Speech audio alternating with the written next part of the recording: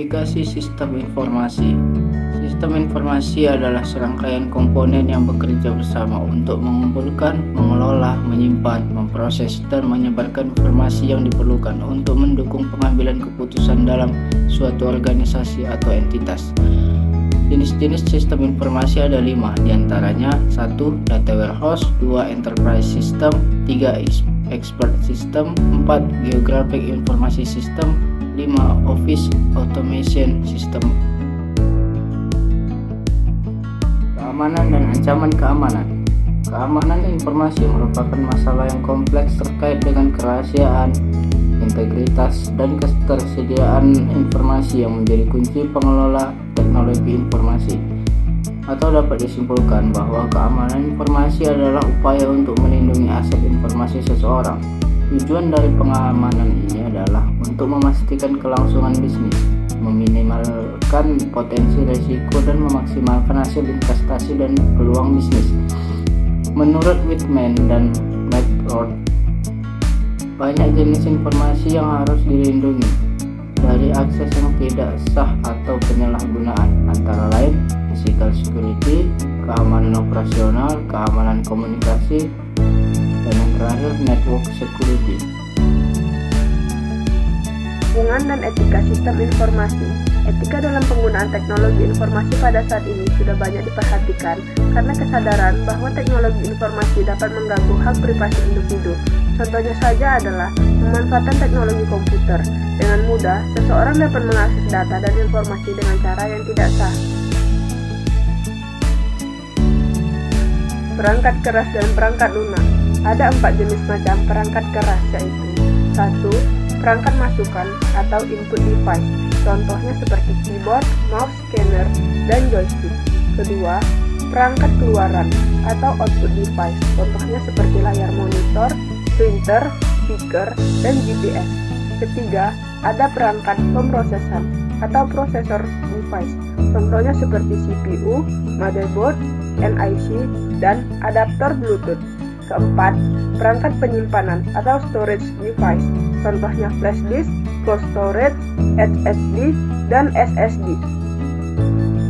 Perangkat keras dan perangkat lunak. Perangkat lunak adalah sekumpulan data elektronik yang tersimpan dan kemudian dikendalikan oleh perangkat komputer. Data elektronik tersebut berupa instruksi atau program yang nantinya akan menjalankan perintah khusus. Beberapa peran utama dari software yaitu menyediakan berbagai fungsi dasar untuk keperluan komputer agar bisa dijalankan. Yang kedua, mengatur kinerja hardware yang terdapat dalam komputer agar bisa berjalan secara lebih simultan. Yang ketiga, sebagai penghubung antara software dan hardware yang terdapat dalam komputer. Yang keempat, sebagai penerjemah atas suatu perintah software lainnya ke dalam bahasa mesin sehingga akan lebih mudah untuk dimengerti ataupun diterima oleh hardware. Yang kelima, berguna untuk melakukan identifikasi pada suatu program komputer. Ada beragam jenis perangkat lunak yang bisa dioperasikan pada komputer, yaitu freeware, free software, shareware, malware. Software yang banyak digunakan oleh masyarakat yaitu software browser, Microsoft Office, Pen software, dan software antivirus. DBMS pada dasarnya berfungsi sebagai antarmuka antara database dan pengguna atau program aplikasi, memastikan bahwa data diatur secara konsisten dan tetap mudah diakses. Sistem manajemen basis data. DBMS atau Database Management System adalah perangkat lunak sistem untuk membuat dan mengelola basis data.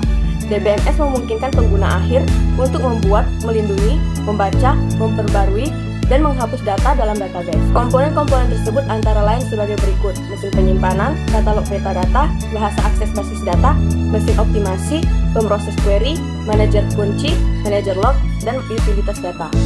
Keuntungan DBMS yaitu data lebih terlindungi dan dipelihara ketika dapat dibagikan menggunakan DBMS. Kelemahan DBMS yaitu perangkat kerasnya biasanya berupa server kelas atas dengan sejumlah besar memori yang dikonfigurasi ditambah dengan susunan disk yang besar untuk menyimpan data. Analisis Big Data dan Business Intelligence. Analisis data besar memanfaatkan berbagai teknik analitik tingkat lanjut seperti model prediktif, algoritma statistik, dan lainnya, serta untuk menganalisis dan memproses kumpulan data yang besar dan beragam dari sumber dan ukuran berbeda. Business Intelligence atau BI adalah serangkaian proses berbasis teknologi yang mengubah data mentah menjadi informasi berguna untuk mendorong tingkatan bisnis yang menguntungkan.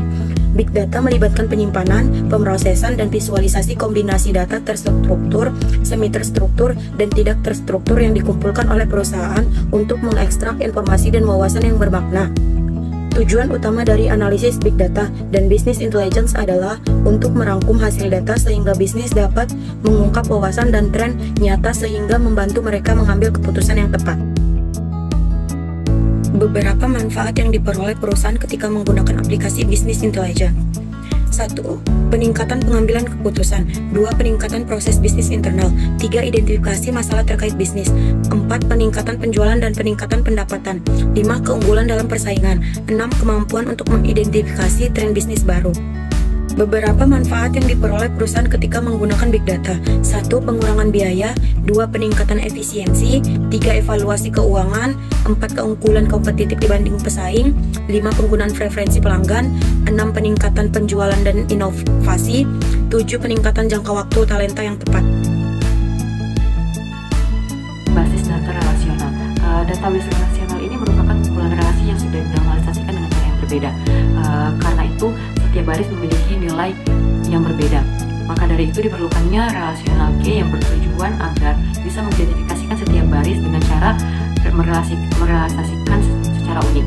Berikut adalah relasi key yang sering diketahui, yaitu ada super key, ada candidate key, primary key, foreign key, composite key, dan circuit key. Selanjutnya ada jaringan dan internet. Internet merupakan sebuah jaringan komunikasi komputer yang terhubung pada komputer yang tersebar di seluruh dunia. Internet berasal dari bahasa Latin inter yang artinya antara, dan net merupakan singkatan dari network. Internet juga memiliki kegunaan, yaitu sebagai media komunikasi, sumber informasi, sarana hiburan, mengakses berita, dan untuk bertukar sumber daya. Tetapi internet juga memiliki dampak yang sedikit buruk bagi kehidupan, yaitu mudahnya mengakses pornografi, berpotensi munculnya cybercrime, berpotensi mencuri data pribadi, berpotensi untuk memasukkan data pribadi, berpotensi untuk mengambil data pribadi secara ilegal. Yang terakhir ada jenis-jenis jaringan komputer. Jenis-jenis jaringan komputer ini terbagi menjadi beberapa kategori, yaitu yang pertama ada berdasarkan geografis. Berdasarkan geografis ini contohnya seperti LAN, Local Area Network, PAN, Personal Area Network, MAN, Metropolitan Area Network, VPN, Virtual Personal Area Network, CAN, Campus Area Network, WAN, Wide Area Network, dan Internet. Berdasarkan transaksinya juga ada dua, yaitu Wireless Area Network dan Wide Area Network. Berdasarkan hubungan komputer dan pengguna juga ada dua, yaitu jaringan client server dan jaringan peer-to-peer. Selanjutnya adalah topologi jaringan. Topologi jaringan ini juga memiliki beberapa jenis, yaitu topologi bus, topologi star, topologi ring, topologi mesh, dan topologi peer.